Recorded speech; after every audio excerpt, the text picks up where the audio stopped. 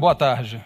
Daremos início ao 5º painel sobre capital humano e as novas demandas da economia sustentável e da bioeconomia, assim como inovação e sustentabilidade. Educação é um tema transversal no Fórum Amazônia Mais 21.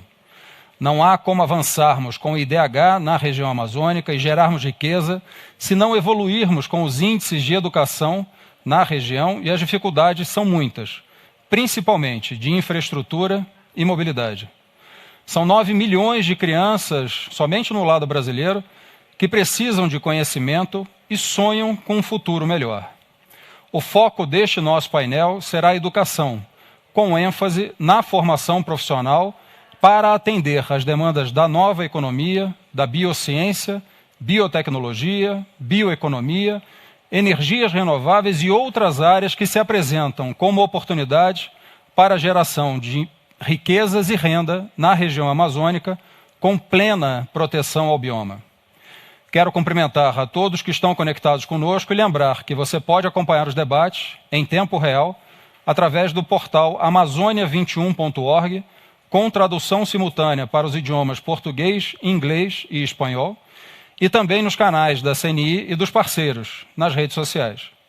Aqui no estúdio da CNI, eu, Marcelo Tomé, presidente da Federação das Indústrias do Estado de Rondônia, e Rafael Lucchesi, diretor de Educação e Tecnologia da Confederação Nacional da Indústria. E online temos Cláudio de Moura Castro, consultor e pesquisador Paulo Sérgio Mussosa, Cláudia Costin e professora e consultora Flávia Valente. Este painel terá 1h20 minutos. Inicialmente, passo a palavra aos nossos convidados para suas considerações iniciais, começando pelo consultor Cláudio Moura Castro. Por favor, Cláudio, suas considerações iniciais. Cláudio Moura Castro, consultor e pesquisador Paulo Sérgio Mussosa, Cláudia Costin. Cláudio, tem um delay na comunicação ou o seu microfone está desligado. Nós convidamos para suas considerações iniciais, começando pelo consultor Cláudio Moura Castro. Por favor, Cláudio, suas considerações iniciais. Meus cumprimentos. Nós vamos falar de educação. Educação pode ser na Amazônia, na agricultura, mas educação é educação. Os problemas não são muito diferentes. Então, eu queria... Olha, eu tenho um problema aqui, não sei o que é. Estou ouvindo duas vozes.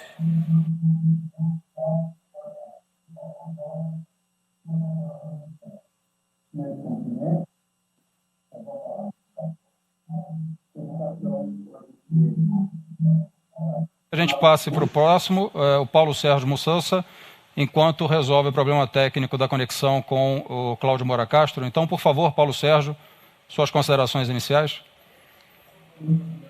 Boa tarde a todos. Agradeço o convite, antes de mais nada. E gostaria que fossem colocados os slides que eu enviei anteriormente para a minha apresentação, se seria possível.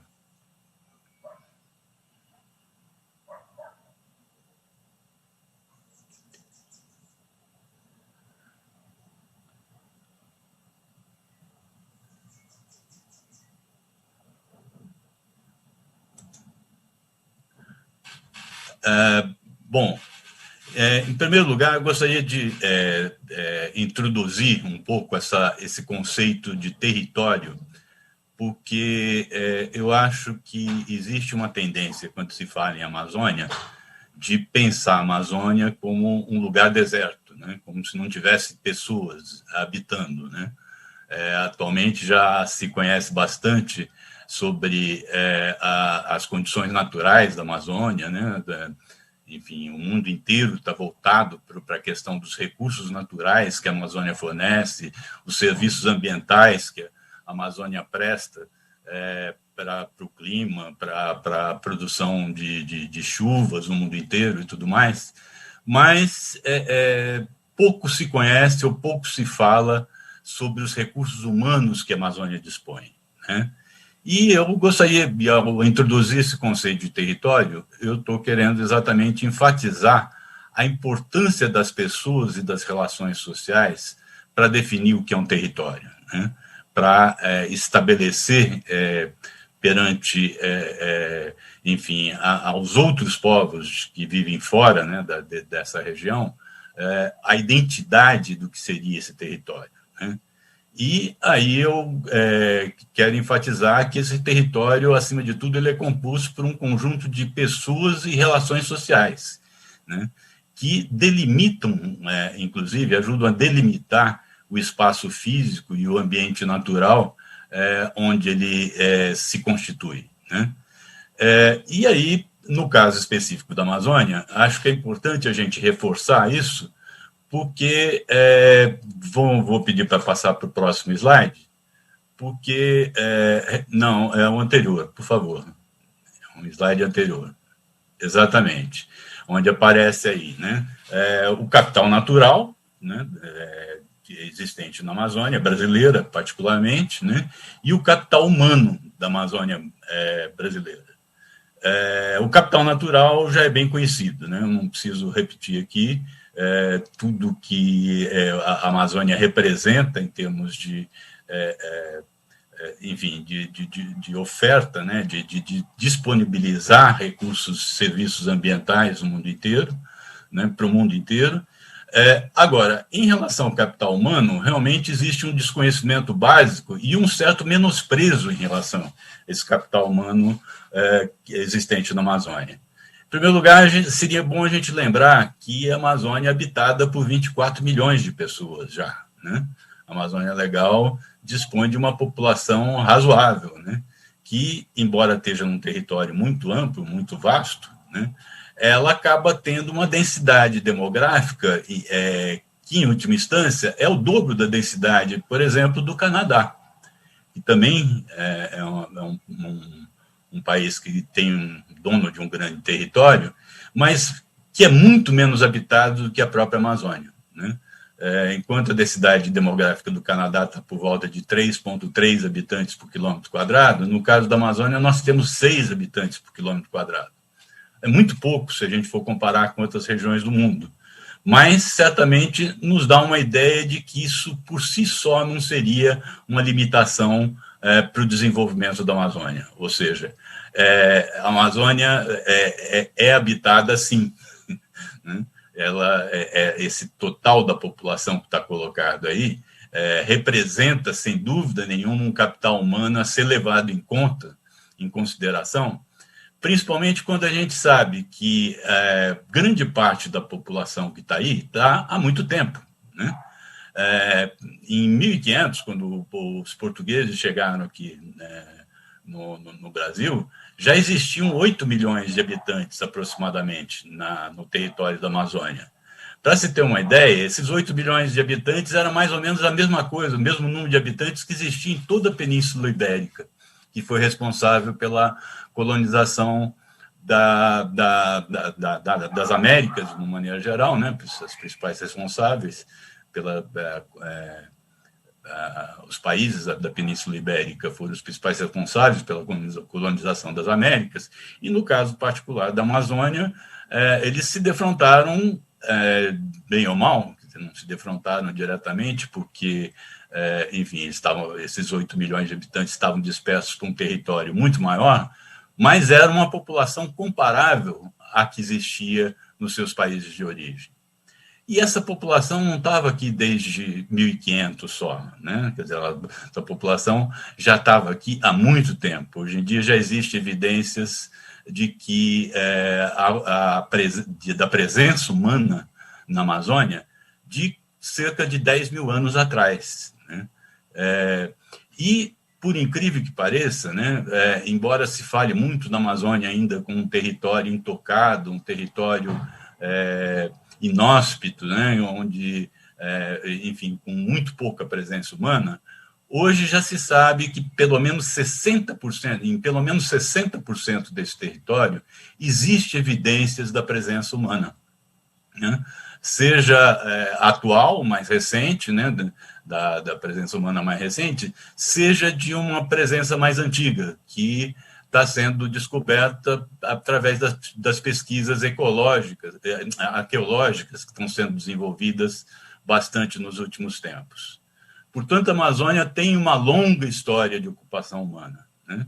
E esses povos que hoje ocupam, né, que hoje ainda permanecem no território da Amazônia, só na Amazônia brasileira são contabilizados cerca de 137 povos, né, com cerca de 110 línguas diferentes, né? Esses 137 povos que habitam a região são os povos mais tradicionais, mais os povos originários. Mas existe uma série de outras comunidades, centenas de comunidades tradicionais, que também passaram a ocupar a Amazônia num período mais recente, mas não tão recente a ponto de também não contribuírem para definir a identidade dela. Eu estou me referindo, por exemplo, às comunidades ribeirinhas, que surgiram basicamente a partir da ocupação que foi feita através dos chamados soldados da borracha, né, no início do século XX, portanto, tem mais de um século já de ocupação. Eu estou me referindo, inclusive, aos esforços de colonização mais recentes, né, os assentamentos que foram promovidos na década de 70, né, que já lá se vão 50 anos, portanto, esses povos já estão bastante incorporados na região, né? Esses colonos, embora ainda tenham, quer dizer, não se compare o tipo de colonização que foi praticada nessa época, mesmo com a presença dos soldados da borracha do início do século XIX, mas certamente nós tivemos aí uma leva de ocupação bastante significativa a partir dos anos 70, né? A partir da colonização que foi promovida, sobretudo, no período da ditadura militar. E esses povos portanto, é esse o capital humano, né? Mais recentemente, nós tivemos outras levas ainda de ocupação, mas esses são os povos que hoje predominam, né, na composição da população da região. E absolutamente, esses povos, essas comunidades, podem ser ignoradas enquanto um importante capital humano existente na região. Eu diria mesmo que a importância, sobretudo dos povos mais tradicionais, dos povos de ocupação mais antiga, é comparável ao capital, e, portanto, que constitui o capital humano fundamental da Amazônia. Eles são quase tão, ou pelo menos tão valiosos quanto o capital natural que a região oferece. Por que eu digo isso? Porque, em grande medida, eles foram responsáveis pela conservação do capital natural que a Amazônia tem hoje, né? Sobretudo pela sua biodiversidade. Hoje em dia já se sabe que a presença humana foi fundamental para reproduzir, ampliar, diversificar e espalhar as diversas espécies de fauna e flora que existem hoje na floresta amazônica, né? Nós sabemos que, por exemplo, as plantas que hoje são consideradas úteis, né, alimentícias e tudo mais, não eram todas nativas dos lugares onde elas são encontradas hoje. Quem fez esse trabalho de espalhar essas espécies que hoje são úteis são basicamente os povos que tinham um estilo de vida nômade, né, que viviam durante algum tempo num determinado local, exploravam a agricultura, a extração vegetal naquele lugar, a caça, a pesca, desenvolviam a agricultura em pequena escala e, depois de 5, 10 anos, rumavam para outros lugares. Inclusive porque eles já tinham a plena consciência de que permanecer naqueles lugares iria acabar degradando o meio ambiente naqueles locais, né, os recursos naturais existentes naquele pedaço, e que seria importante eles só retornarem dali 5, 10 anos para que esse meio ambiente se regenerasse, né? E, ao fazer isso, se instalar em outros lugares, eles levavam as sementes, as espécies animais, inclusive, com as quais eles conviviam e das quais eles dependiam mais diretamente. portanto, eles tiveram um papel fundamental no processo não só de conservação, mas de produção da floresta, ou reprodução da floresta que a gente tem hoje, né? Essa reprodução, portanto, não é um processo puramente natural. Ela foi também, não dá para ignorar a presença humana que esses povos tinham aí. E aí é importante, vou pedir para passar para o próximo slide, para a gente ter uma ideia do que esses povos puderam extrair de conhecimento ao longo desse tempo todo, né? Hoje em dia já se tem uma clara noção da importância dos conhecimentos, dos saberes tradicionais desses povos para o desenvolvimento da ciência, para o desenvolvimento da pesquisa científica de uma maneira geral.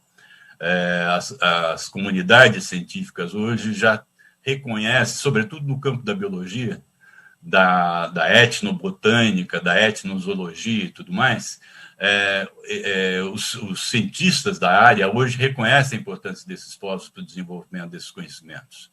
E não poderia ser diferente, né? Quer dizer, certamente, se nós quisermos fazer tábula rasa dos conhecimentos que existentes hoje nessa área, né, da zoobotânica, da zoologia, da etnozoologia, etc., se nós quiséssemos ignorar esses conhecimentos, nós estaríamos perdendo cerca de 10, 20, 30 anos de pesquisa científica que teria que ser desenvolvida para chegar no ponto que essas ciências, esses conhecimentos dos povos tradicionais hoje disponibilizam para a gente. Essa é, portanto, a grande riqueza que a Amazônia tem hoje. Certamente eu não estou ignorando o papel das 16 universidades federais que a Amazônia tem, né? Não estou ignorando o papel dos vários centros de pesquisa, alguns, inclusive, com reconhecimento internacional que hoje tem no mundo, né, em determinadas áreas de conhecimento, mas a presença desses povos, né, desses conhecimentos tradicionais que foram desenvolvidos, né, alguns deles de 10 mil anos para cá, certamente não pode ser ignorada quando se pensa em qual é o capital humano que a Amazônia dispõe hoje para promover o seu desenvolvimento. E, sobretudo, para promover o seu desenvolvimento sustentável, porque esses povos conseguiram viver da floresta esse tempo todo, sem destruí-la, pelo contrário, contribuindo com a sua conservação e com a sua reprodução, né? Isso nos diz alguma coisa. Quer dizer, quando nós pensamos hoje em desenvolver a Amazônia, não dá para ignorar todo esse acervo que foi criado, né? Com isso, não estou dizendo que isso basta, né, para que a gente possa fazer com que a Amazônia desenvolva uma economia moderna, em bases sustentáveis e tudo mais, de maneira nenhuma. É fundamental que haja o desenvolvimento da pesquisa científica, que hajam instituições de formação, né, processos de formação científica, inclusive, né, junto à população da região, para que a gente possa estar formando uma mão de obra, ou melhor, um conjunto de profissionais que estejam realmente capacitados a responder aos desafios do desenvolvimento sustentável na região. Mas, de maneira nenhuma, dá para a gente ignorar esse acervo que foi construído, né? E eu acho que o grande desafio que está colocado para a gente, quando se pensa em desenvolver os recursos humanos, né, da Amazônia hoje, é exatamente como estabelecer essa combinação entre o conhecimento dos povos tradicionais, entre o conhecimento que já foi acumulado, né, e que é transmitido geracionalmente, né, dentro desses povos, né, muitas vezes de forma, quer dizer, na maioria das vezes, né, de forma oral, inclusive, né, de pai para filho. Como é que a gente pode combinar esses conhecimentos com o desenvolvimento da pesquisa científica mais moderna? Esse é o grande desafio que está colocado hoje, a meu ver, para desenvolver os recursos humanos da Amazônia, que são uma parte fundamental no processo de desenvolvimento sustentável. Nós não vamos ter um desenvolvimento sustentável baseado usando, né, com profissionais que foram formados dentro de uma outra concepção de desenvolvimento, né? Nós temos que desenvolver um novo tipo de profissional, um novo tipo de conhecimento científico que seja adequado aos princípios básicos do que seria o desenvolvimento sustentável, né? Sobretudo quando se fala em bioeconomia. Né? Quando se fala em bioeconomia, cuja base é a biodiversidade, não dá para a gente partir do conhecimento científico tradicional, que sempre foi negador, inclusive, né, da importância da biodiversidade, dos processos naturais, para tentar chegar a um estágio superior de desenvolvimento. Nós temos que formar esse outro profissional, né, que está hoje, que o desenvolvimento sustentável da região requer. Né? E, para isso, os conhecimentos dos povos tradicionais, os saberes tradicionais desempenham um papel fundamental. Como é que nós vamos desenvolver instituições que sejam capazes de aproveitar esse conhecimento, de trabalhar em cima dele, né? De interagir com esses povos, né? Para dar um passo adiante, uma outra concepção de universidade, de formação profissional, de capacitação profissional e tudo mais, é o grande desafio que acho que está colocado hoje nessa área de desenvolvimento de recursos humanos para a região. Tá? Eu vou pedir para passar o último slide. Para pôr o último slide. Agora, isso é uma matéria que saiu recente, enfim, já faz mais de um ano, né? É o título de uma matéria que foi publicada na Folha de São Paulo, que diz que a Amazônia pode ser o Vale do Silício da biodiversidade, né? No sentido de ser um centro de pesquisa top no mundo todo, né? De ser um centro de excelência, né? De pesquisa de ponta da biodiversidade no mundo. Certamente isso é um potencial. Né? Isso está colocado como uma possibilidade para o desenvolvimento da Amazônia, sem dúvida nenhuma, desde que a gente consiga aproveitar efetivamente, se valer do que a Amazônia já dispõe de recursos humanos, né? E estabelecer esse casamento, vamos dizer, entre o conhecimento dos povos tradicionais e o desenvolvimento científico de ponta, né? O desenvolvimento do conhecimento científico em escala global. Né? É só Paulo. assim que nós vamos conseguir efetivamente viabilizar esse Vale do Silício do que viria a ser a biodiversidade, que seria a base fundamental para que a gente pudesse ter realmente um desenvolvimento da bioeconomia na região. Né? Ok, Paulo. Eu agradeço as suas considerações iniciais e, se todos concordam, a gente formulou algumas questões que a ideia é a gente trocar um pouco mais de bate-papo para que todos possam interagir. Então, como a conexão com o Cláudio Moura Castro foi restabelecida, por favor, Cláudio, suas considerações iniciais. Tudo bem. Educação, Amazônia, agricultura, no fundo, há um grande problema que chama-se educação com letra maiúscula. Eu vou mostrar uma tabela que eu fiz, que se vocês só lembrarem dela, eu acho que já justificou o meu tempo. O que eu fiz? Eu pedi a um agrônomo, alguém que é familiar com isso, que pusesse no mapa do Brasil um pontinho onde há um agrobusiness. E depois superimpus esse mapa com outro que tem o nível de desenvolvimento educacional. Duas conclusões. Primeira, o agrobusiness só vai onde a média de qualidade da educação está acima. Quer dizer, só nos países melhores em matéria de educação que chega o agrobusiness. Vocês podem ver aí pela cor, etc. Segunda, as aparentes exceções são fluxos migratórios de gente que veio de outras regiões de educação mais avançada. Sul da Bahia, sul do Piauí, sul de Rondônia, etc. Então, essa primeira conclusão é muito importante.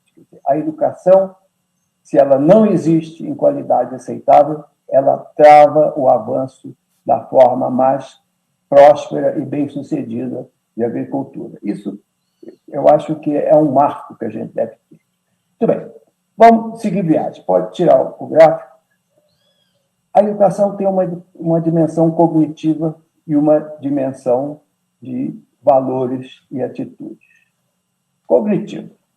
Se não aprender a fazer, se não sabe fazer, não faz.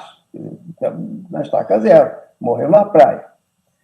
E hoje é difícil encontrar conhecimentos que não sejam mediados pela educação. Pode estar vindo de uma cultura de 10 mil anos, pode estar vindo via laboratório de biogenética do MIT, mas a transmissão é pela via da educação. Então, sem educação e formação profissional, nada é muito possível. É muito difícil.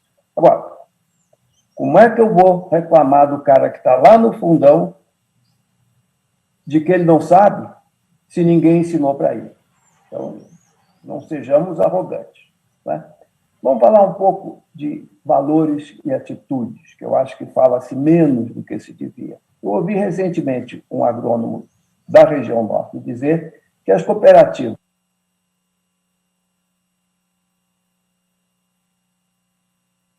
desligou, Cláudio. O seu microfone desligou. Está ligado? Bom, pelo visto, desculpa interrompê-lo, mas pelo visto a gente voltou a ter problema de conexão. Não estamos te ouvindo. Então eu passo a palavra a Cláudia Coxim, que é diretora-geral do Centro de Excelência e Inovação em Políticas Educacionais da Fundação Getúlio Vargas. Seu microfone está desligado, Cláudia. A frase do momento. Seu microfone está desligado. Continua desligado, Cláudia. Bom, pelo visto a gente está com algum problema. O problema deve estar aqui. Flávia Valente, vamos testar o seu áudio, senão eu passo a palavra para o Luquezzi.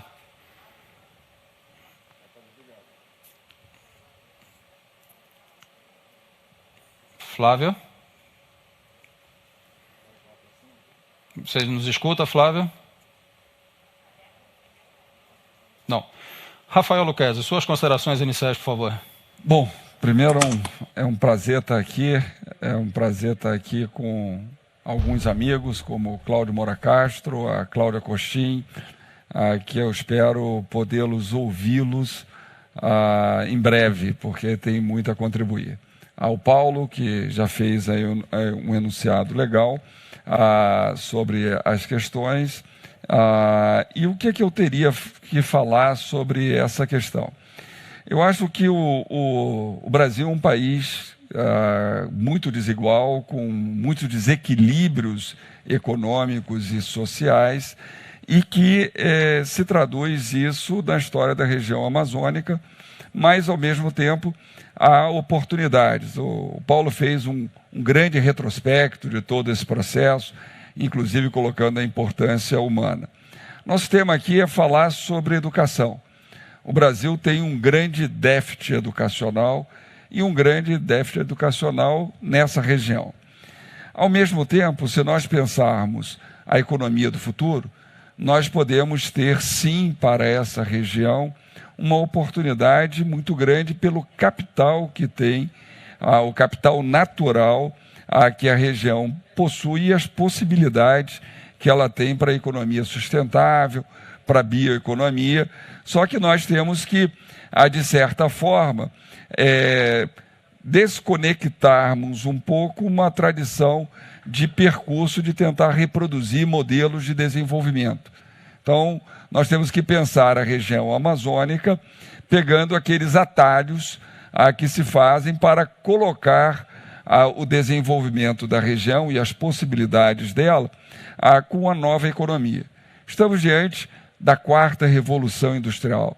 Então, temos um conjunto de processos baseados em chips que se popularizou. Então, nós temos tudo conectado, a internet das coisas, temos a inteligência artificial, temos o Big Data, temos a indústria aditiva e temos todo um pacote de soluções baseado em biotecnologia.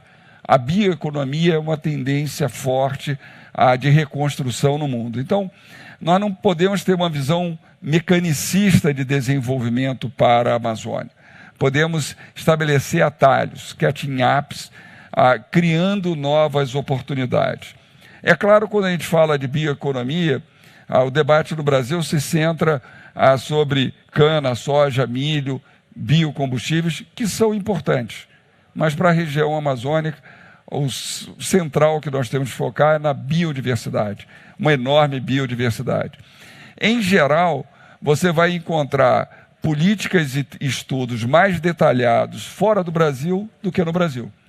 No Brasil, falta muito a última milha nesses estudos. Não tem levantamentos com dados muito claros e o impacto que isso pode gerar na economia. E mais, a estrutura econômica, a cadeia de produção necessária para empurrar essa agenda, inclusive da própria agricultura familiar, aí revalorizada, reconsiderada. Então, há um conjunto de oportunidades, só que tem que ter uma combinação de políticas públicas melhor desenhadas, toda uma parte de pesquisa, de levantamento mais aprofundado, com trabalhos mais detalhados, estruturas empresariais, clusters empresariais, que estejam conectados a essa agenda de política e o tema central do que nós vamos falar aqui, que é capital humano. E para isso nós temos que pensar um edifício. Vou começar de trás para frente, até para dar força a algumas ideias importantes que precisam ser valorizadas no Brasil de hoje. A parte de ciência. Nós temos que ter um esforço grande no desenvolvimento de pacote de ciência para estimular toda essa parte de bioeconomia. Isso certamente nós temos que fazer um esforço combinado de uma agenda de política pública baseado em ciência, em tecnologia e inovação para a bioeconomia. Isso tem um aspecto de centralidade. Além disso, um pacote de soluções na formação de recursos humanos. E aí, no meu caminho de trás para frente, no ensino médio, nós temos todo um conjunto de novas profissões baseado em bioeconomia técnicas. Não é só muito do que o Senai faz na região, que é mecânico de motor de rabeta. É mais do que isso. E nós, do Senai, estamos trabalhando nessa perspectiva. É um conjunto de novas atividades correlacionando energias renováveis, biodiversidades, novas possibilidades, novas profissões conectadas com essa nova economia. Então é um pacote disso, mas não é apenas, obviamente, longe de ser o Senai. É uma articulação governos estaduais, consórcio de governos estaduais e governo federal. Acho que o Paulo deu uma indicação importante de uma população significativa de 24 milhões de habitantes, que precisa ter uma oportunidade num desenho sustentável. Pensar numa economia mineral, ao pensar em commodities para a Amazônia, é reduzi-la a uma agenda do século XIX. É mais razoável pensar numa agenda do século XXI, baseado em inteligência, em ciência, em bioeconomia, em biodiversidade, em biotecnologia. É algo muito mais avançado, mas isso não se faz sem ciência, sem formação técnica profissional e sem educação de qualidade. Então tem que haver um esforço, e um esforço que respeite as diversidades, inclusive culturais. Eu, durante 4 anos, tive a honra de ser membro do Conselho Nacional de Educação e tinha um representante da comunidade indígena no Conselho, e aprendi muito com ele, que é o Gerson Luciano, da comunidade Banila. Então, nós temos que pensar uma educação que não seja um padrão cultural impositivo, mas que respeite essa diversidade e que dialogue com a ciência. Eu acho que um sistema de encomendas científicas que possam impulsionar os pesquisadores da região, mas também um sistema de encomendas nacionais que envolva a inteligência brasileira para uma solução de biotecnologia, que vai passar pela economia da soja, vai passar pelo milho, vai passar pelo biodiesel, mas não como exportador de commodities, que é a forma menos nobre de se pensar isso, mas a cadeia, inclusive, da produção de óleos vegetais, de produtos industriais, de nova economia, nesses territórios. E na Amazônia, sobretudo, no Brasil de uma forma geral, mas sobretudo na Amazônia, apoiado em biodiversidade. uma formação técnica baseado nisso, para que não haja gargalos nos clusters econômicos, e isso tudo articulado com uma ação compensatória para fortalecer a qualidade da educação nessa região. E aí nós temos como gatilho de oportunidade a reforma do ensino médio para o ensino médio e agora com a regulamentação do Fundeb, uma atuação mais firme para os anos iniciais, a alfabetização. Não vou falar muito disso, porque a Cláudia Costin vai falar melhor do que eu. Então, ação voltado para a alfabetização, os anos iniciais, a melhoria de uma ação combinada, governo federal, governos estaduais, para puxar a qualidade educacional na região.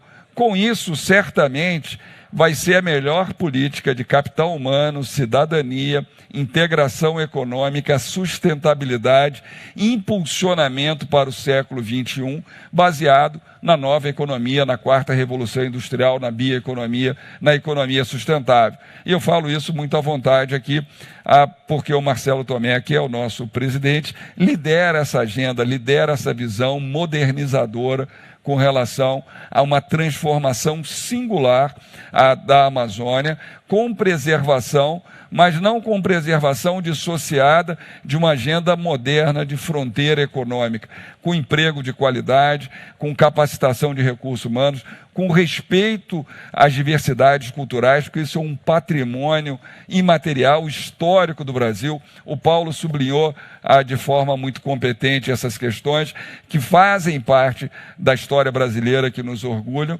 e que têm que impulsionar o capital humano. Então, essa é a nossa visão, que eu tenho certeza que é uma visão moderna para o Brasil e para o mundo, em que nós possamos afirmar categoricamente que sabemos cuidar da nossa biodiversidade e que temos ambições de engajamento humano e econômico nessa agenda.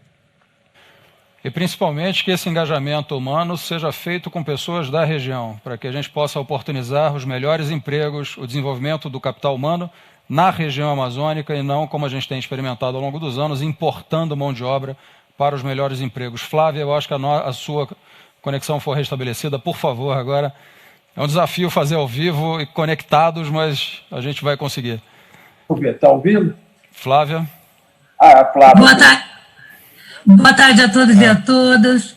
Eu cumprimento o economista e educador Claudio Moura Castro, a gestora pública e professora Cláudia Costin, o diretor da CNI, Sérgio Stenay, Rafael Luquezzi, pesquisador e consultor Paulo Sérgio Souza. Meus cumprimentos a você, Marcelo Tomé de Almeida, presidente da Federação das Indústrias do Estado de Rondônia e da Agência de Desenvolvimento de Porto Velho e os demais participantes desse evento.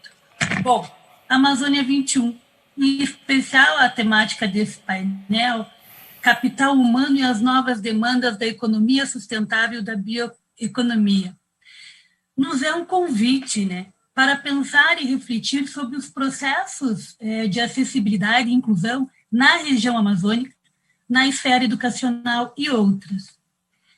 Mas, de antemão, convém dizer que acessibilidade e inclusão não é algo fechado, não é algo que se pode fazer sem a pessoa. É algo que você sempre vai fazer com ela e para ela. A nossa experiência acadêmica e profissional nos informa maneiras não de dizer o que é acessibilidade, mas a maneira de construir essa acessibilidade com e para as pessoas. Como tornar, então, a escola mais acessível, então? Como tornar a educação mais acessível? Ou seja, como tornar a política educacional mais acessível para a população amazônica?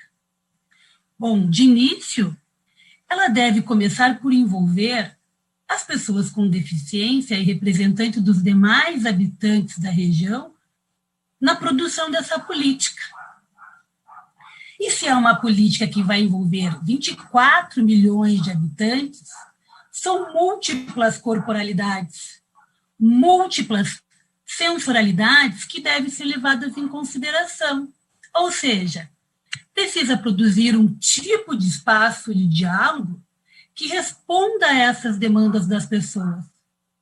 Nesse sentido, é preciso pensar na acessibilidade por demanda num primeiro momento, e feito essa acessibilidade por demanda, daí se consegue ter elementos para produzir uma política mais consistente e efetiva para aqueles que dela mais necessitam.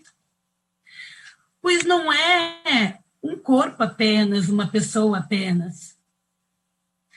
Existem vários corpos, várias pessoas, várias naturezas. E daí como é que lida com essas naturezas? Precisa lidar de uma forma efetiva e não apenas na narrativa, pois nós não vamos incluir ninguém apenas com o discurso. Acessibilidade e inclusão deve ser efetivada com os modos de fazer, oferecendo formas de efetivar os diversos tipos de acessibilidade em cenários distintos, que atendam às necessidades específicas de cada contexto. Bom, reforço aqui, então, que isso deve ser articulado e construído não apenas para, mas com as pessoas. Por mais politicamente importante que seja, ou por mais simbolicamente importante que seja a cultura, o que realmente importa é o modo como essas pessoas existem.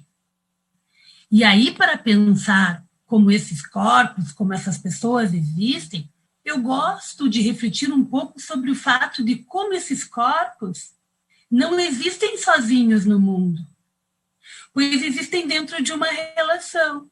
Então, isso significa que a deficiência também não existe dentro de ninguém. A deficiência existe sempre fora das pessoas. Existe nessa relação. A pessoa com deficiência só é uma pessoa com deficiência quando ela se relaciona com alguém que não tem deficiência. Um índio, um indígena, só é um indígena quando ele se relaciona com um homem ou uma mulher branca. E mais, e quando ela se relaciona com alguém que transforma o corpo dessa pessoa com deficiência num problema. Porque é um pouco isso. Quem vamos acessibilizar? Não vamos acessibilizar a pessoa, mas acessibilizar a relação da pessoa com o mundo, com alguém, com alguma coisa. Então, o que importa para nós são as relações. E pensando assim na acessibilidade e ou nos debates sobre deficiência, existem relações que são mais capacitistas e existem relações que são mais inclusivas. Isto nos é um convite para pensar em como construir relações mais acessíveis e mais inclusivas. Pois não é só uma questão atitudinal.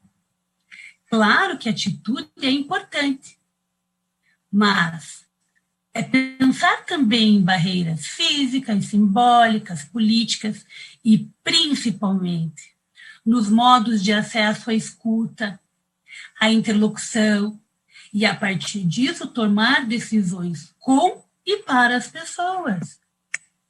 Então, nesse sentido, quando você acessibiliza algo para uma pessoa, essa acessibilidade acaba beneficiando um grupo social. Então, por exemplo, quando você acessibiliza uma determinada situação para uma pessoa cega, você pode estar contribuindo para transformar as pessoas que usam óculos em pessoas um pouco mais pertencentes daquele espaço. Os deixa um pouquinho mais capazes de participar.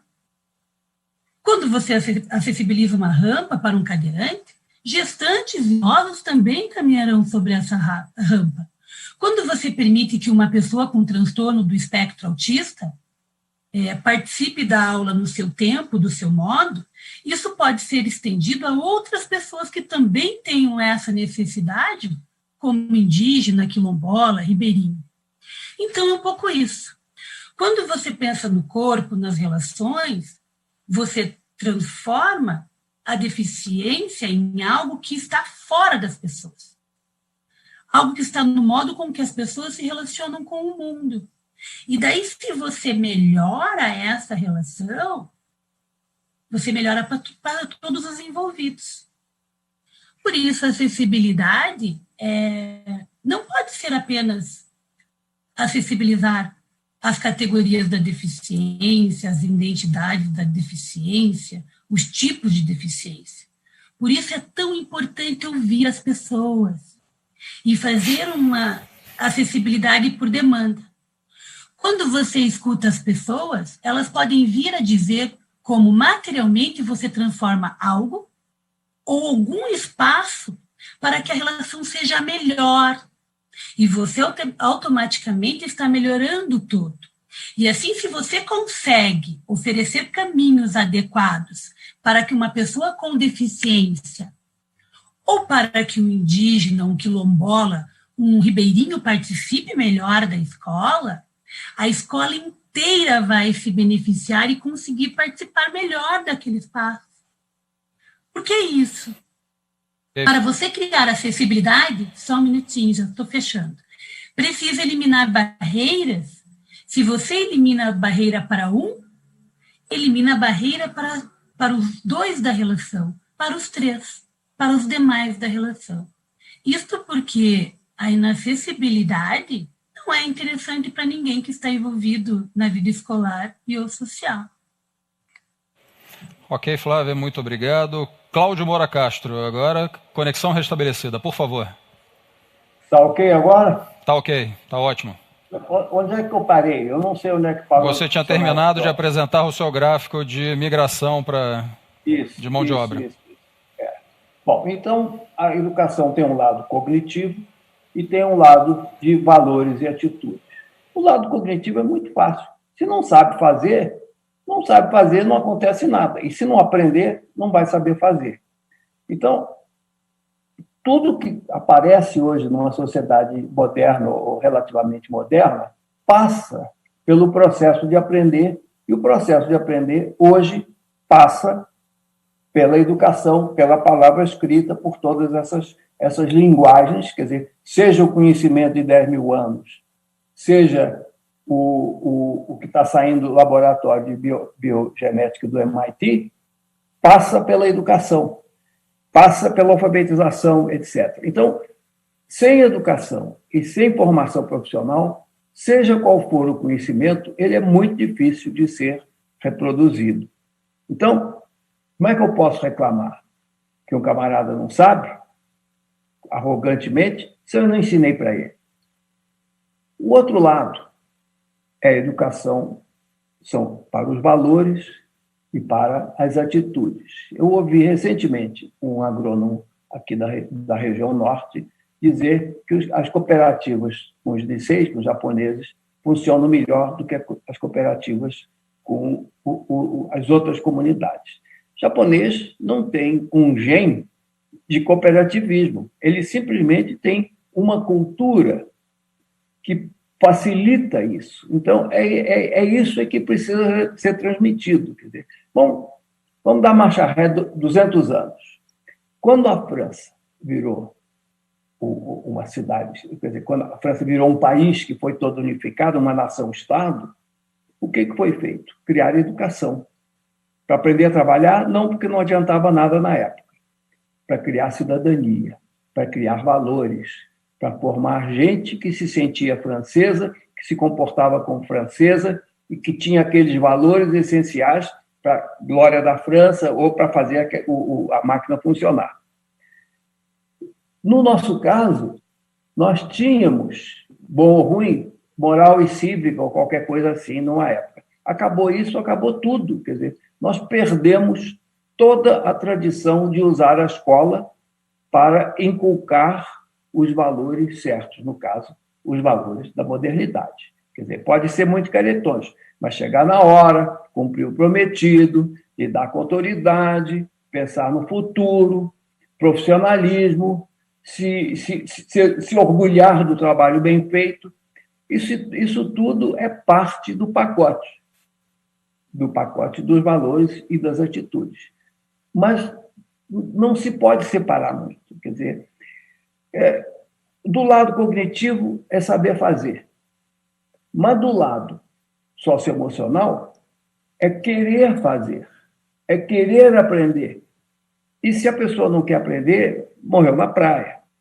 Quer dizer, então, a educação é absolutamente central.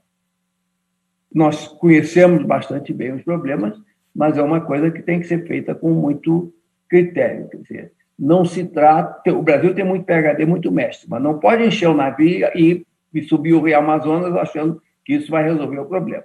Nós temos que pensar em perfis apropriados para cada situação. Nós temos situações convencionais que nós temos que fazer com que as atividades sejam menos agressivas ao meio ambiente, temos que aumentar a produtividade mais do que a área cultivada, e há as novas atividades, que requerem muito mais tecnologia, muito mais pesquisa, etc. O pacote é simples. Por que a região norte, que é a Amazônia, por que o Brasil não consegue fazer isso funcionar? E eu vou tentar explicar isso com exemplos. Né? O vestibular da Coreia. Fecham-se todas as ruas em redor do local, os aviões desviam o seu curso para não fazer barulho para quem está fazendo o vestibular.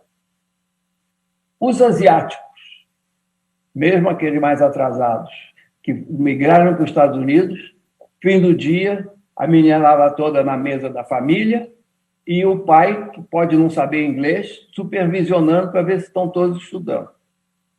Pergunta: as mães e pais brasileiros estão dispostos a desligar a televisão da novela para os meninos aprenderem?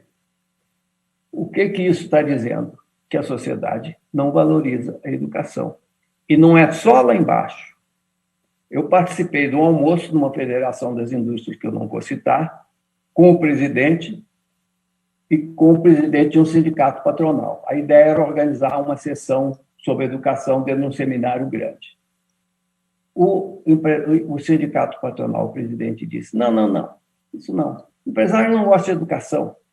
E o presidente da federação concordou, morreu ali o evento que eu estava tentando organizar. Não é? Então, podia entrar o próximo slide, que diz bastante.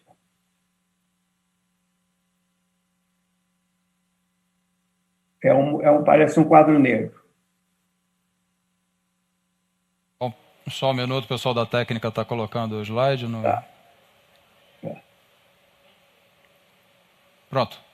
É isso. O que mais que a gente precisa dizer? Não é? 85º, numa boa. Eu estava no MEC quando saiu o resultado do primeiro PISA. E qual foi a reação? Que chato, né? A Alemanha, que baixou para 20º lugar, nós saímos em último, criou-se um pânico no país. Presidente, ministro da Educação começaram a reunir, passaram 2 anos criando lei, brigando, um xingando o outro. No ano seguinte, o PISA deu um salto de volta do que se esperava que fosse. Então, na verdade, o que nós temos é um círculo vicioso ou um círculo virtuoso. Quem tem educação acha que educação é importante. Quem não tem educação não acha que a educação é importante. E é muito difícil sair desse círculo. Então, nós dependemos muito de lideranças que possam dar o salto. Não é? É gente com visão, com competência, com liderança e, acima de tudo, obstinados, que não se desencorajam com derrotas, que vão em frente, que insistem, que insistem e que insistem. Infelizmente, nós dependemos muito dessas pessoas para dar o salto que a gente precisa. Obrigado. Cláudia Costin, estamos ansiosos para ouvi-la, agora que a conexão está restabelecida. Por favor, Cláudia. Que ótimo. Estão me ouvindo? Perfeitamente.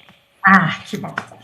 Bom, eu fiquei ouvindo meus colegas que me precederam, né, o Paulo Sérgio falando dos saberes tradicionais e como eles se conectam à bioeconomia, a Flávia, que falou da questão da inclusão, né, isso é bem convergente com o ODS 4, o Objetivo do Desenvolvimento Sustentável 4, que fala de uma educação inclusiva, equitativa e de qualidade que a gente precisa construir para todos. E o Cláudio Moura Castro, grande amigo, querido, toda admiração para o Cláudio, porque ele nos colocou uma coisa que soa curiosa, mas é fundamental, que é a educação para a cidadania. Que não adianta a gente pensar numa educação para o mundo do trabalho desconectada de uma educação para a cidadania, porque as duas coisas não são polos opostos, são polos que se complementam.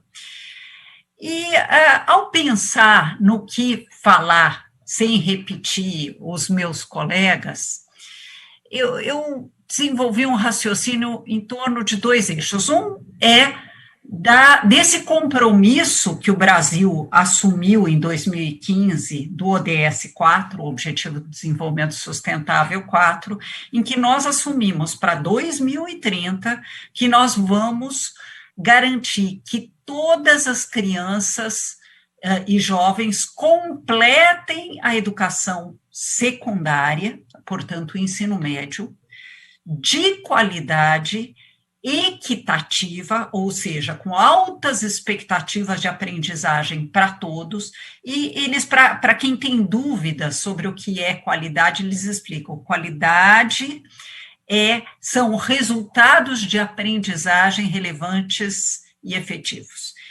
E o difícil é essa expressão relevantes, porque ela se conecta com algo que o Paulo Sérgio mencionou, que é o conceito de território, porque ele tem que ser relevante para um determinado, para um país e para um determinado território dentro desse país.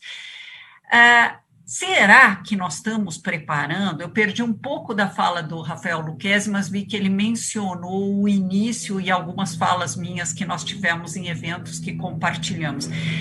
Será que nós estamos educando crianças e jovens para ir para o começo, porque você não pode construir sobre uma base frágil depois, para os desafios da região amazônica?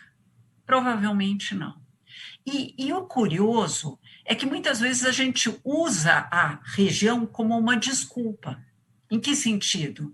Quando a gente tem uma visão não científica e um pouco romântica da educação, romântica no mau sentido aqui, a gente tende a achar que o que os outros merecem aprender, essa região não. Numa visão de um certo paternalismo em relação aos povos primitivos, como se fosse feio o indígena, os jovens ribeirinhos terem acesso ao que de mais moderno a humanidade fez, porque senão eles perderiam a identidade. Eles podem manter identidade e ter celulares, ter satélites, ter essas coisas, sem deixar de ser quem são e sem desrespeitar a sua cultura ancestral. É desafiador pensar assim. Eu queria só falar uma coisa sobre a Amazônia. Eu olhei os últimos dados de IDEB, do ensino médio, né, para ver como é que estão os nossos jovens. E Rondônia, senhor presidente, se destacou na região amazônica, no IDEB, mas uma boa parte está estagnado num patamar baixíssimo no ensino médio. Houve algum avanço nos anos iniciais no estado do Amazonas, mas o estado do Amazonas, que foi pioneiro ao criar o centro de mídias, onde da cidade de Manaus se irradiava para áreas ribeirinhas, aulas de ensino médio, dada a impossibilidade de transportar professores de química e física durante 3 dias de canoa para voltar, toda essa dificuldade, as aulas eram irradiadas por satélites com professores locais organizando o ambiente de aprendizagem. E isso trouxe acesso ao saber para muita gente. A Brookings Institution deu um prêmio para o estado do Amazonas por ter essa tecnologia. E, no entanto, nós não estamos avançando em aprendizagem no Amazonas no período mais recente. A gente avançou durante um pouco de tempo em inclusão de mais jovens e mais no ensino médio, mas não suficientemente em aprendizagem. A gente pode avançar muito mais e ter altas expectativas, porque o que vai acontecer em termos de desenvolvimento para a Amazônia, em termos de bioeconomia, como foi falado, demanda na quarta revolução industrial, para repetir o Rafael Lucchesi, uma população ou um capital humano muito bem formado, porque senão seremos substituídos por inteligência artificial, inclusive na Amazônia. Não haverá espaço de trabalho para quem não desenvolver competências de nível muito mais sofisticado, como análises mais aprofundadas, pensamento crítico, pensamento sistêmico e resolução colaborativa de problemas e cidadania global. Essas coisas têm que se conectar. Então, o nosso desafio é como pensar a educação amazônica de maneira sistêmica, respeitando os saberes tradicionais, não desconstruindo eles, e acoplando a esses saberes tradicionais o que de mais moderno a humanidade produziu em bioeconomia. E pensando na vocação da região, em torno de tecnologias digitais, porque elas não agridem o meio ambiente, pensando a vocação em termos de bioeconomia de uma maneira geral, a pesquisa e os tecnólogos associados à bioengenharia, que pode ser uma coisa também muito rica e muito importante, mas que demandará um capital humano sólido, consistente, mas pessoas que são capazes de tanto ter maior produtividade sem agressão ao meio ambiente, quanto pensar o planeta. E isso é possível. Era isso que eu queria fazer como intervenção inicial. Cláudia, muito obrigado pela sua intervenção. Você traz a melhora do IDEB em Rondônia, e vou me permitir aqui fazer um merchan muito rápido. A Federação das Indústrias do Estado de Rondônia protagoniza um movimento chamado Movimento Rondônia pela Educação, que busca articular todos os atores dedicados à educação no Estado de Rondônia em apoiamento ao Estado em todas as suas esferas. Talvez por isso, já faz 4 anos que temos esse movimento, a gente começa a experimentar os resultados desta mobilização em torno da educação no Estado de Rondônia. Um outro exemplo que você traz do Estado do Amazonas e que foi adotado também pelo Estado de Rondônia, que é a mediação tecnológica, levando educação através do ensino à distância para as comunidades isoladas, para comunidades tradicionais. E isso, sem dúvida, também responde ao que a Flávia traz como a acessibilidade, garantir acesso à educação é uma ferramenta interessante. O nosso tempo começa a ficar exprimido, a densidade de vocês é muito grande. Eu vou tentar sintetizar em uma pergunta, tentando extrair todo o caldo que foi trazido pelas intervenções iniciais. Falamos sobre cultura ancestral e a necessidade de articular isso com a nova economia, reconhecer essa cultura ancestral nos processos produtivos sustentáveis. Vocês falaram sobre a exportação de recursos e a não transformação disso em riquezas no território nacional, que fazemos quando mantemos o modelo de exportação de commodities e não verticalizamos essas cadeias produtivas ainda na Amazônia e em todo o Brasil. Falamos da dificuldade de acesso à educação e garantir que isso seja feito. E da questão da educação moral e cívica, dos valores cívicos e da própria educação em si, para que isso seja a base de um processo de aprendizado efetivo e transformacional. Como é que a gente tira isso tudo do papel e pode impactar positivamente na Amazônia, reconhecendo todos esses considerandos levantados ao longo das considerações iniciais, para que tenhamos uma educação efetiva e transformadora, preparando capital humano para a nova economia na Amazônia? Começando com você, Cláudio Mori Castro, por favor.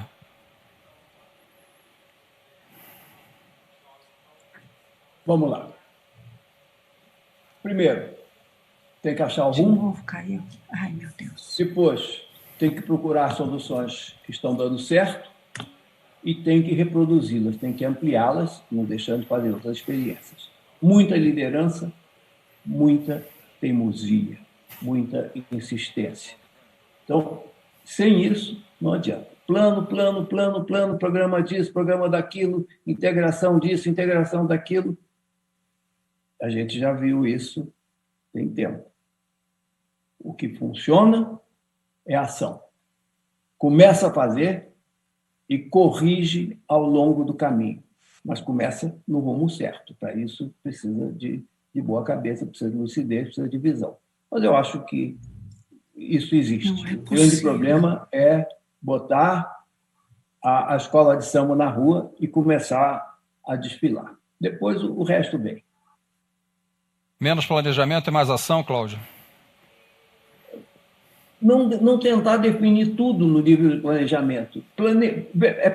Para onde que eu vou? É para cá, então eu começo a ir. E aí vai ajeitando ao longo do tempo. Claro, há certas coisas que não se pode deixar de planejar. Quer dizer, que tipo de rumo eu quero? Para onde eu quero chegar? Quem eu quero incluir? Essas são decisões que têm que ser tomadas antes. Mas depois disso, é tocar para frente. Ok. Obrigado, Cláudio. Paulo, como tirar do papel e fazer a conexão entre conhecimento ancestral e a nova economia da Amazônia? Eu acho que a gente tem que pensar numa outra escola. Não dá para a gente pensar numa educação tradicional. Se a gente realmente quiser, por um lado, aproveitar a experiência e o conhecimento acumulado pelas culturas ancestrais, como foi dito aqui, e, por outro lado, fazer com que os povos que hoje são herdeiros dessa cultura se apropriem da cultura mais geral, né, do conhecimento científico mais geral, e sejam capazes, inclusive, de se colocar como sujeitos nesse processo de conhecimento, e não, pura e simplesmente, como deficientes, entre aspas, só para pedir licença aí para a Flávia, né? Quer dizer, de se assumir enquanto deficientes culturais, enquanto menores, né, de idade no mundo do conhecimento, né? Temos que pensar num outro tipo de escola, né? Nesse sentido, eu acho que as fórmulas que a gente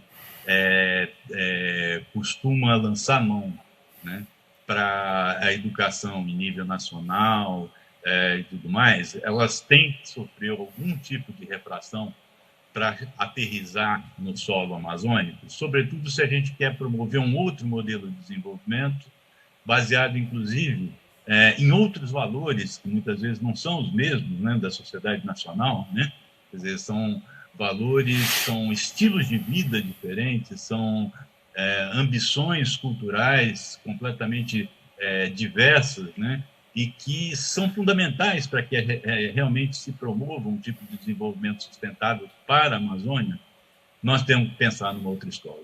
Não dá para jogar essa tarefa, adiar essa tarefa, ou simplesmente ignorar as necessidades que o território da Amazônia, que o tipo de desenvolvimento que quer se promover na região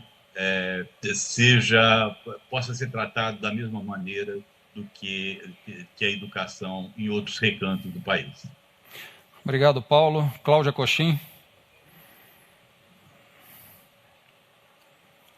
O seu micro... Eu queria pegar o gancho do que o Paulo falou de uma outra escola e dizer que uma outra escola é necessária para o país. Não é que a escola atual está funcionando bem no Brasil inteiro, mas na Amazônia está funcionando de uma forma ruim, inadequada. É que nós, a nona economia em termos de PIB do mundo, estamos entre os últimos lugares no PISA, nós não conseguimos tornar a educação do século XIX ou do século XX pronta ou realizada nas nossas escolas, e temos que, ao mesmo tempo, construir uma escola que esteja pronta para o século XXI.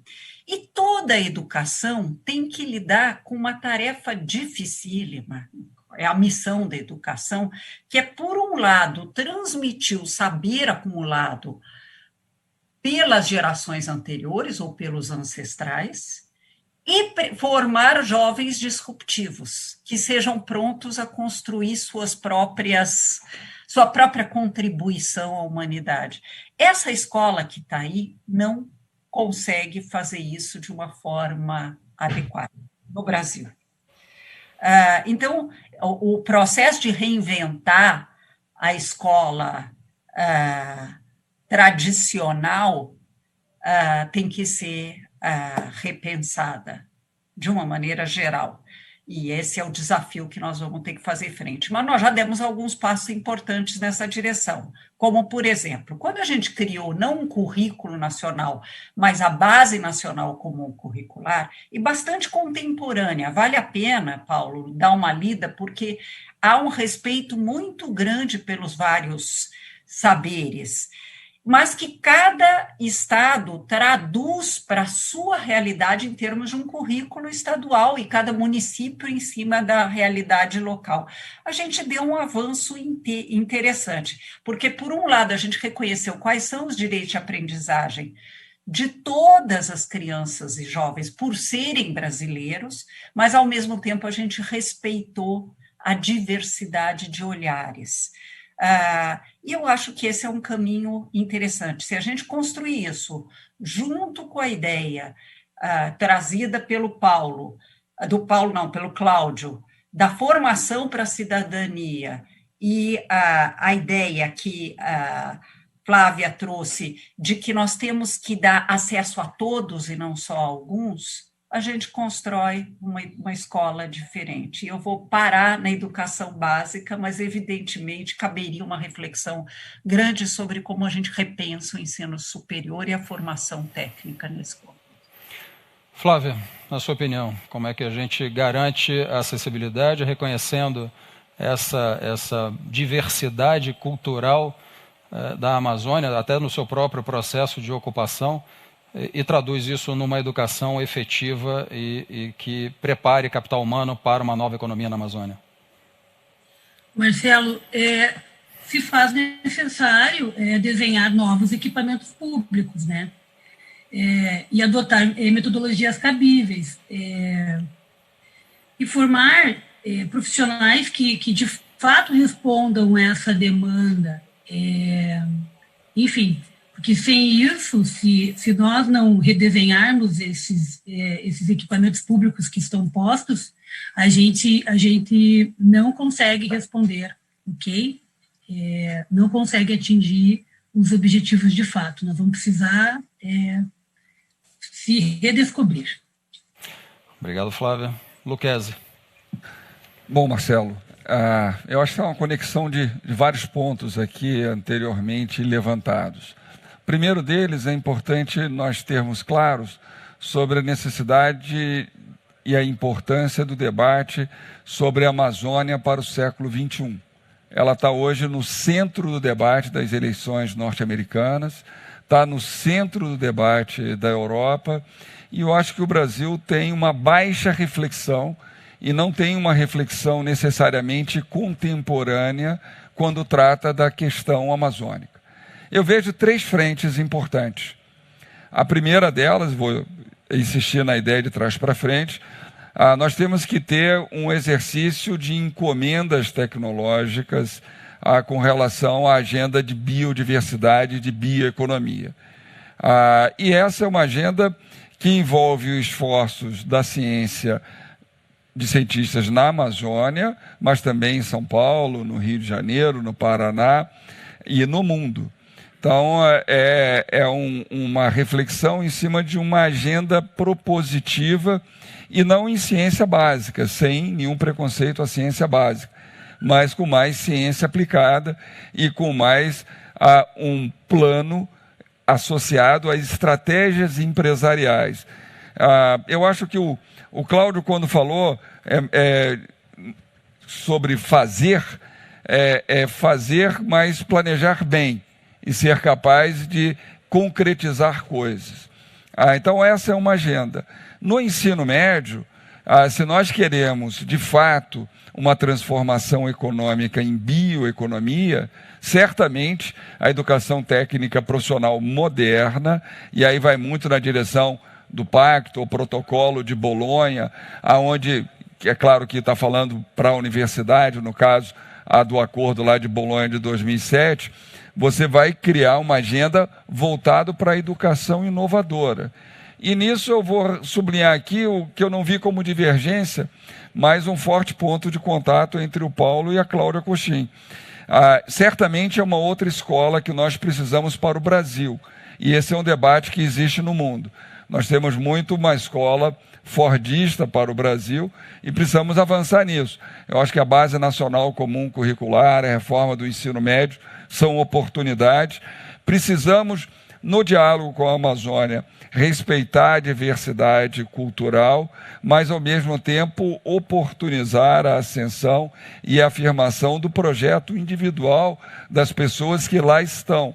E, por que não, uma visão ambiciosa que preserva os recursos naturais e afirma os recursos humanos em cima da nova economia, da biotecnologia, algo moderno com essas 3 frentes de ação: educação básica, educação profissional moderna e um pacote de encomendas de ciência e inovação com um cluster empresarial, com um plano associado a uma estratégia de desenvolvimento de economia sustentável. Eu acho que essa seria uma agenda bem impactante para a região. Nosso tempo começa a se esgotar. Eu gostaria de encaminhar aqui as considerações finais, tendo como base tudo o que foi discutido: uma nova escola, a nova economia, reconhecer essa identidade econômica e as potencialidades econômicas do bioma amazônico, a necessidade de produção e de retenção de capital humano qualificado na Amazônia, associado e parcerizado a todos os demais institutos e centros de pesquisa do Brasil e fora do Brasil. Aliás, a essência do Amazônia Mais 21 é sentar para conversar e fazer juntos. A nossa proposta é construirmos juntos um novo modelo de desenvolvimento sustentável para a região amazônica, tendo como ponto central as pessoas. Os 23 milhões de brasileiros que residem na Amazônia precisam ser o ponto central de qualquer estratégia aplicada à região e trazer esse diálogo para a região amazônica para que possamos dar voz aos povos amazônicos e às pessoas que vivem na Amazônia é fundamental para legitimar essa estratégia e incluir definitivamente as pessoas nesse processo. Cláudio Moura Castro, suas considerações finais, por favor. Acho que nós tivemos um cardápio bem interessante e que cobre um monte de coisas relevantes. A ideia de que há conhecimentos seculares e há conhecimentos modernos, quer dizer, tem que saber demonstrar o teorema e tem que conhecer a ervinha que cura. Como ajuntar essas duas coisas? Depois, como fazer isso numa escola diferente? Por que a gente quer uma escola diferente? Porque a que está aí não está funcionando. E a Cláudia disse muito bem, não é que não está funcionando na Amazônia, não funciona em lugar nenhum. Por outro lado, fazer uma escola para 50 milhões de alunos funcionar não é a mesma coisa que fazer uma escola experimental funcionar. São assuntos diferentes. O que funciona no pequenininho, no artesanal, não funciona no grande. Então, o desafio não é uma nova escola. O desafio não é uma escola. O desafio é como lidar, que nova escola é essa que vai funcionar com 50 milhões de alunos. É muito mais difícil. e uma escola preparada para atender 9 milhões de jovens na Amazônia, em regiões remotas que muitas vezes não se tem acesso a não ser por barco ou por avião. Então, é um desafio. mais difícil. É um desafio adicional, Cláudio, sem dúvida nenhuma. Paulo, por favor, suas considerações finais. Eu acho que também nesse aspecto a gente não sai do zero. Tá? Existem algumas experiências que estão sendo desenvolvidas, inclusive em função da necessidade de não ter alternativas, né, disponíveis, né, em curto prazo, a curta distância e tudo mais, que acho que precisam ser aprendidas, né, que precisam ser melhor estudadas. Né. As escolas indígenas que existem em determinadas comunidades, ou mesmo em algumas áreas de ribeirinhos, né, juntando crianças de várias idades, inclusive, né, que estariam teoricamente em diversas fases, né, do processo de aprendizagem. As escolas indígenas, inclusive, mesclando as experiências concretas e os saberes que as crianças têm que desenvolver para viver na sua comunidade, né, desde como manejar o arco e flecha, ou como pescar o peixe no rio mais próximo e tudo mais, né, com até experiências que estão sendo desenvolvidas em nível superior. Me pareceu, eu conheci há algum tempo atrás, uns 10 anos atrás, eu tive na UFOPA, Universidade Federal do Oeste Paraense. Me foi apresentado um projeto pedagógico que eu achei extremamente interessante, né? Um projeto que é ou transdisciplinar desde o começo, né? Que parte da necessidade do estudo do meio, no caso, né?